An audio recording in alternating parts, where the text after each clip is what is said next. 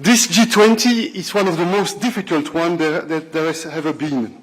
And I would like first to congratulate President Jokowi for his wise leadership and the fact that we arrived at an agreement at the Sherpa level on the statement is an achievement in its own right.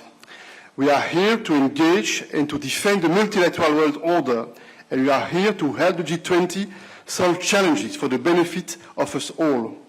This G20 takes place in a very different world from our meeting last year in Rome. Russia, a permanent member of the UN Security Council and a member of G20, is attacking the free and sovereign nation of Ukraine.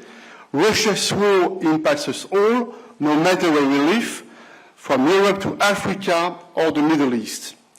And the single best way to end the acute crisis in food and energy is for Russia to end the senseless war and to respect the UN Charter. We'll also have the occasion to address the major challenge of food security. The number of people facing severe hunger and malnutrition is rising. The Kremlin has decided to weaponize food, driving up hunger, poverty, and instability, and it's also having dramatic global consequences on the developing world, including right here in Asia. And let me be clear, I repeat once again, EU sanctions adopted against Russia do not target agriculture and food products, and they do not target the export of fertilizer from Russia. On the other hand, Russia has imposed restrictions on the export of its own foodstuffs, and even before they launched the war, is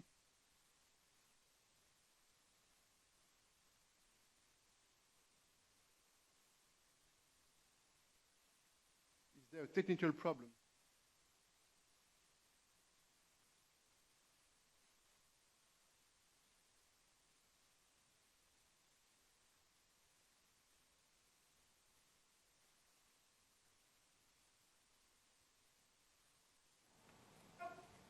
Yes?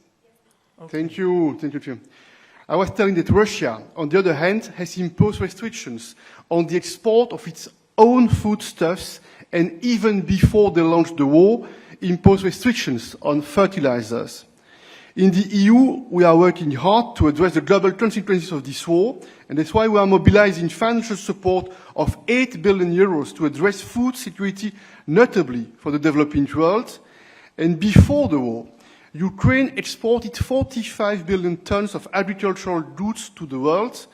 Via the EU solidarity lanes, we have managed to help Ukraine export 15 million tons, and an additional 10 million have been exported thanks to the Black Sea Grain Initiative. And it's important that this initiative of UN Secretary General Guterres be continued. We must also address soaring fertilizer prices and disruption in fertilizer supplies. And I'm looking forward to joining a dedicated side event on this topic tomorrow.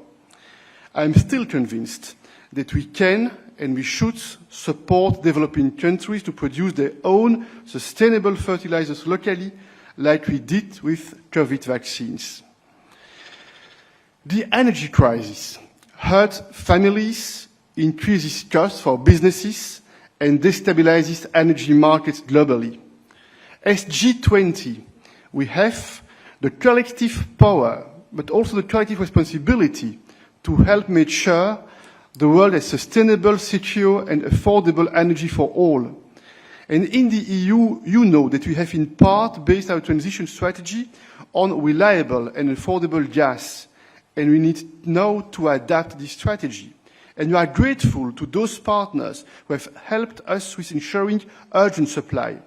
But prices need to be affordable, and we need to implement concrete measures. In the EU, we are phasing out our dependence on Russian energy. We are diversifying our energy sources. We are speeding up renewables and bolstering our energy efficiency. Climate neutrality by 2050 is and remains our guiding compass.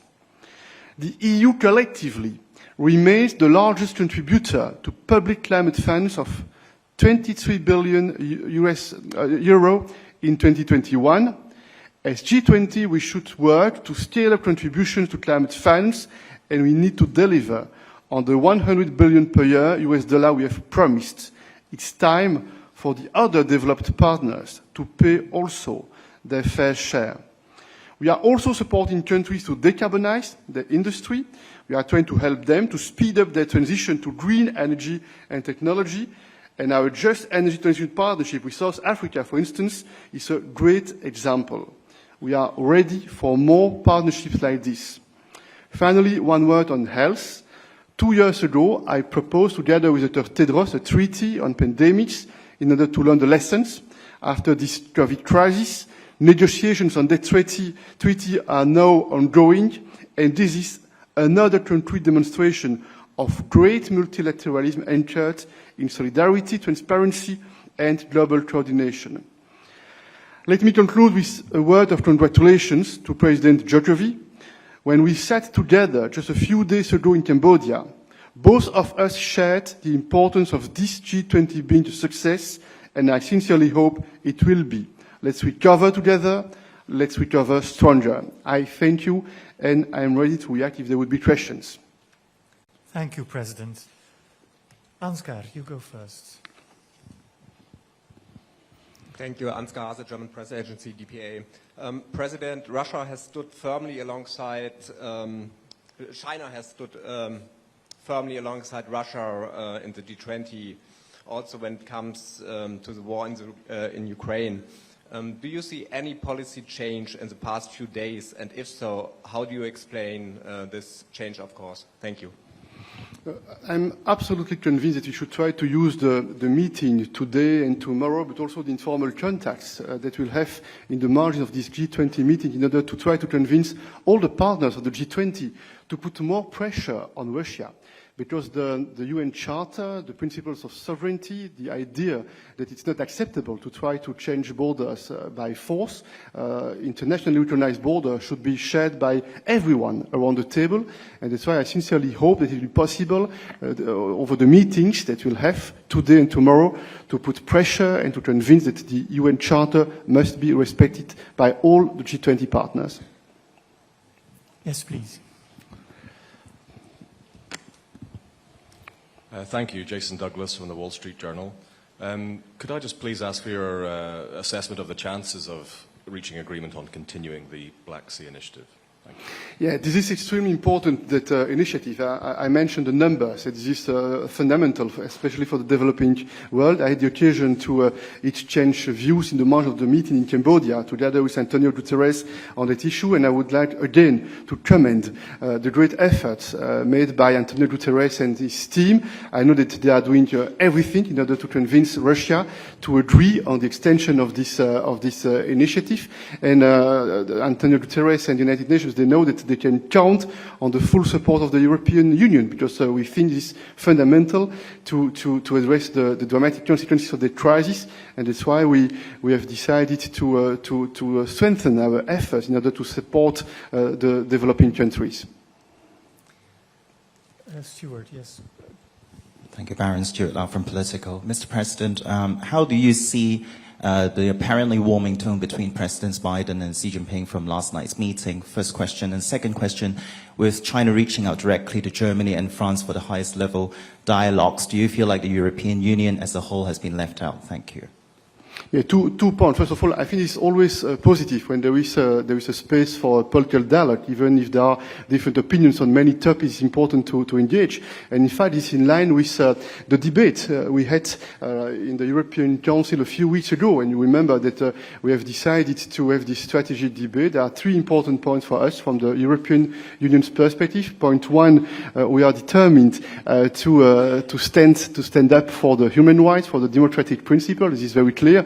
Point two, we are convinced that it's important to rebalance the relationships with China, especially from the economic point of view. We need more reciprocity, we need a real level playing field, and we need to engage in order to make progress on that question. And point three, we had a few days ago the COP27 in Sharm el-Sheikh on global topics. This is fundamental to engage with a country like China, no question. And this is very clear that for the European Union, it's important also to engage with China. And you know that on a regular basis, we have meetings with the Chinese authorities, and I'm informed that very soon the new ambassador, the new Chinese ambassador to the EU, will be formally appointed. Yes, please. Mattia. Good morning, Mattia Bagnoli, ANSA, Italian news agency. Mr. President, I would like to ask you, what is your policy regarding the family photo? I mean, are you prepared to stay in for the photo with Mr. Lavrov? And if the Russian President Putin decides to link in with the VTC at the leaders, what is the G7 policy on that? Thank you. A few elements. First of all, my mindset is the following. First, I would like to make the life of President Jokowi, the President of Indonesia, not too difficult. I know what it is when we chair meetings with different opinions around the table, and I don't want to make the life of the Indonesian authorities more difficult, point one. On the other hand, I intend to coordinate with our friends and colleagues, especially in the framework of the G7, in order to have, as much as possible, a coordinated approach on that questions and some other questions that are related to that topic. And point three, I believe in diplomacy, and G20 is a political space, a political forum for diplomacy. And despite, unfortunately, it was not possible till today to make huge progress on the question through diplomacy. Russia is a member of the G20. This is a fact. By the way, Russia is also member of the Security Council of the United Nations. But you have understood that I feel that on the one hand it's important not to make the life of the Indonesian authorities more difficult. On the other hand, I intend to cooperate, to coordinate on all those topics in the following hours and systematically when it will be needed with our friends and partners, especially in the framework of the G7. Merve, you wanted to ask a question to Anadolu.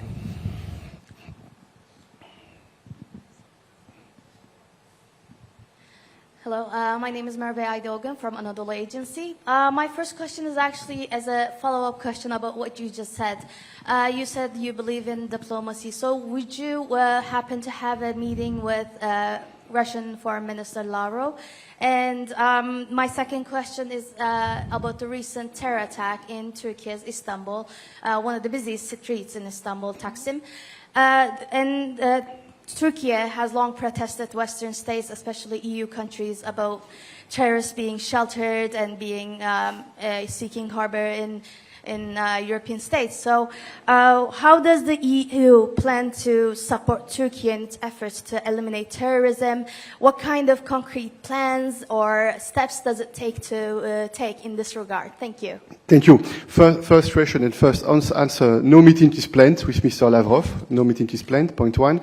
And point two, I had the occasion immediately after this tragic attack to react on behalf of the EU and to express our condolences and our support for the Turkish people. And it shows that the fight against terrorism is a common fight. This is extremely important to be all together, to try to prevent, to cooperate at the level of the intelligence services, for instance. And the European Union has a very strong position. We want to coordinate, we want to cooperate in order to fight against terrorism everywhere. Yes, please. Yesterday, President Xi met with President Xi with. Madam, could you first say who you work for, yeah, please? I'm Gangmian from Phoenix TV, and yesterday President Xi met with President Biden. And do you think their talks will help to resolve the global crisis, including the Ukraine war? This is my first question, and yeah, later I ask the second. No, thank you. I would like to repeat what I said about China.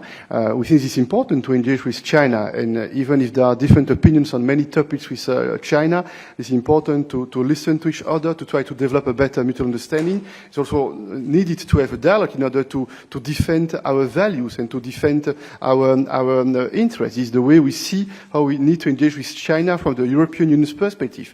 And the fact that there is is a choice for a competition, but not a systematic conflict, is something that's positive in my opinion. And that's why we think that that meeting that took place yesterday is an important one. And by the way, we'll have more information about what happened during the meeting in the following hours. My second question is, Ukraine war has a great impact on Europe as well, and also globally. And could you tell us how is the situation in Europe, and how will this war end? And the second thing is, I met global development specialist Jeffrey Sachs. He regards that if there is no cooperation, we already have a war, and then maybe we have possibility to have more war. Do you agree with his opinion? Thank you. First, this is very clear. What happened? Russia has decided to launch a war, unjustified, unprovoked war against Ukraine. But at the same time, Russia has also decided to use food and energy as weapons, mass destabilization weapons. This is the choice made by Russia. And it is correct that there is an effect in Europe, but not only in Europe, because the energy crisis in Europe, it has consequences everywhere on the world, and the food security crisis has huge consequences, especially in the developing countries. From the European Union's point of view, we are taking measures, we are acting. We had the occasion a few weeks ago to agree on a package of measures in order to address the consequences of the war regarding the question of energy supply and energy prices. We need now to implement what we have decided a few weeks ago at the level of the European Union's leaders, point one. And point two, we condemn the escalation by Russia. Russia has decided to use a nuclear rhetoric, which is extremely dangerous and which is not responsible. Russia has decided a partial mobilization, which is a negative signal. Russia has decided to launch indiscriminate attacks against civilians and civilians' infrastructures in particular, and that's why we are trying in Europe to mobilize the rest of the world in order to defend the UN Charter. This is not a battle, Russia against the western part of the world. It's a battle for the UN Charter. It's a battle for the international law. It's a battle for the idea that this is not acceptable to try to change by force internationally recognized borders. If you would accept that, it would be an extremely dangerous precedent, which you are right, the risk for further instability and for more conflicts, what we don't want. Sebastian from Politiken. Thank you. Sebastian Keltzoff, the Politiken Denmark. Mr. President, it is my understanding in the pre-meetings leading up to the Leaders' Summit, there's been a diplomatic disagreement between G7 countries and the EU pushing for strong texts on Russia and the Ukraine, with pushback from certain G20 countries saying this is not the time and the place, this is not a UN security light. I just wanted to ask you how you see this diplomatic disagreement, and do you think it will be overcome in the coming 2 days? I think that there is a diplomatic battle. It was very clear the recent months when we have started the different debates related to the different UN resolutions. We felt that there were different sensitivities, different opinions, and that's why it's important not to give up. It's important to be in close contact with all the countries across the world in order to explain why we are absolutely convinced that this war launched by Russia is extremely serious. Extremely serious first for the Ukrainians, extremely serious for the European continent, but it is more than that, because this is a member of the Security Council. In principle, the permanent members of the Security Council, they should have a special responsibility to protect and to defend the UN Charter, and with this act by Russia, the opposite. And we'll have the occasion again, this is not the first time, of course, but we'll have the occasion again in the following hours to explain, to argue, and to try to convince as much as possible. But the fact that we were able to agree at the Sherpa level on a text yesterday evening is a positive signal. It goes in the right direction. And now it will be important also to use those days here in order again to explain again why we think this is serious and why we think this is fundamental for the next generations to take today the right decisions. Yes, please, here in the middle, Carla. Indonesian. No, sorry, Carla, over there. Yeah, sorry. Hi, I'm Akbar from Japan newspaper, the Asahi Shimbun. I just would like to confirm whether this year G20 under Indonesia will come out with a joint communique or leaders' declarations, since there's a lot of rumor that there will be no communique or joint leaders' declaration kind of things. And I want to underline again to you what are the challenges. I think Russia and Ukraine issue will be like the main topics of this presidency. And can you give comments on how Indonesia, being a president right now under a divided world, Russia, US on the other side, G7 on the other side, will come out something for this year of the G20 presidency, which you said it's the most hardest G20 presidency ever right now. Thank you. Yeah, on the communique, I repeat that there is since yesterday evening an agreement at the Sherpa level for a communique, which is positive. Point one, but this Sherpa level, and it needs to be confirmed at the level of the heads. Point one.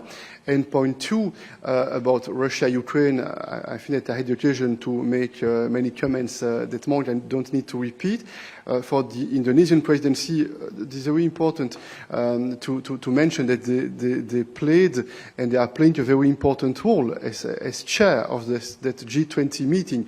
I had the occasion the last month to meet several times the president. Last time it was in Cambodia, in the margins of this East Asia summit, and I would like again to commend the leadership by the Indonesian presidency, because of course for them it's not easy. They need to chair the meeting, they need to find a compromise, and it was said before, there are different opinions around the table. There is no spontaneous agreement on the language we should use in a communique when we have a G20 meeting, especially in those turbulent times.